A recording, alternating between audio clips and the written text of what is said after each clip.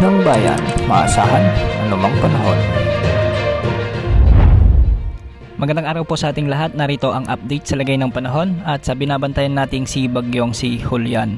Bahagya pang lumakas si bagyong Julian at huli itong namataan ng Pag-asa sa layong 290 kilometers silangan hilagang silangan ng Apari, Cagayan o 300 kilometers silangan ng Calayan, Cagayan.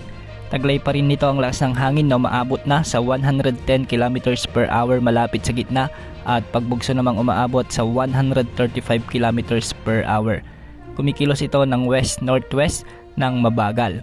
Kung mapapansin natin ay lumakas pa ito at posibleng mamaya o anumang oras mamayang gabi ay umabot na ito sa typhoon category. At dahil sa paglakas at paglapit ni bagyong Julian sa kalupaan ng extreme northern Luzon, itinaas na ng Pag-asa ang tropical cyclone wind signal number 3 sa bahagi o sa northeastern portion ng Babuyan Islands. Nakataas naman ang tropical cyclone wind signal number 2 sa bahagi ng Batanes, ang northeastern portion ng mainland Cagayan at signal number 1 naman sa nalalabing bahagi ng Cagayan, Isabela, Apayao, Abra, Kalinga, Mountain Province, Ifugao, Ilocos Norte, Ilocos Sur, ang northern portion ng Benguet at ang northern portion ng Aurora.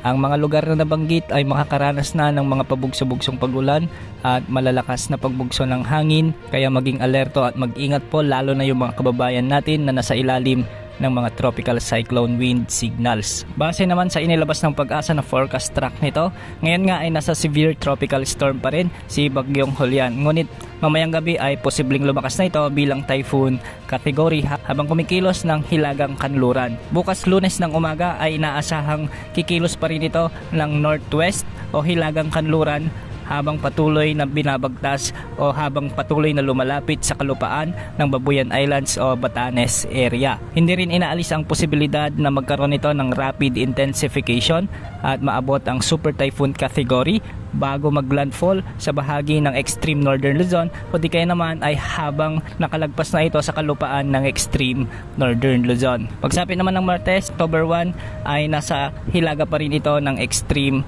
northern Luzon. Habang tinutumbok naman nito ang southern portion ng Taiwan at pagsapit ng Huwebes, posible na itong nasa labas ng ating area of responsibility bilang isang typhoon category.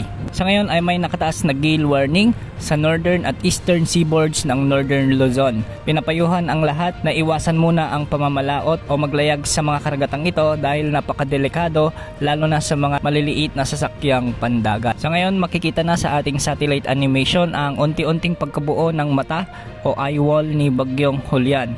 At makikita rin na napakalawak ng kaulapang sakop nito. Makikita rin sa ating satellite na halos humahampas na ang mga pag-ulan nito sa bahagi ng Cagayan Valley at ilang bahagi ng Cordillera Administrative Region at Ilocos Region. Mamayang hapon o mamayang gabi ay posible pang mas maramdaman ang mga pag-ulan nito sa bahagi naman ng Central Luzon kasama na ang Metro Manila, ilang bahagi ng Calabarzon at Bicol Region. Samantalang yung trough o extension naman nito ay makakahagip na sa bahagi ng Western Visayas, Central Visayas at Eastern Visayas. Sa Mindanao, hindi naman inaasahang magkakaroon ng indirektang epekto si bagyong Julian, ngunit makakaranas naman ang mga lugar dito ng mga localized thunderstorms na posibleng magdulot rin ng mga biglaang pagbaha at pagguho ng lupa. Sa mga susunod na oras ay posibleng mas maraming lugar pa sa northern Luzon ang magkakaroon ng mga tropical cyclone wind signals. Yan ang update sa lagay ng panahon.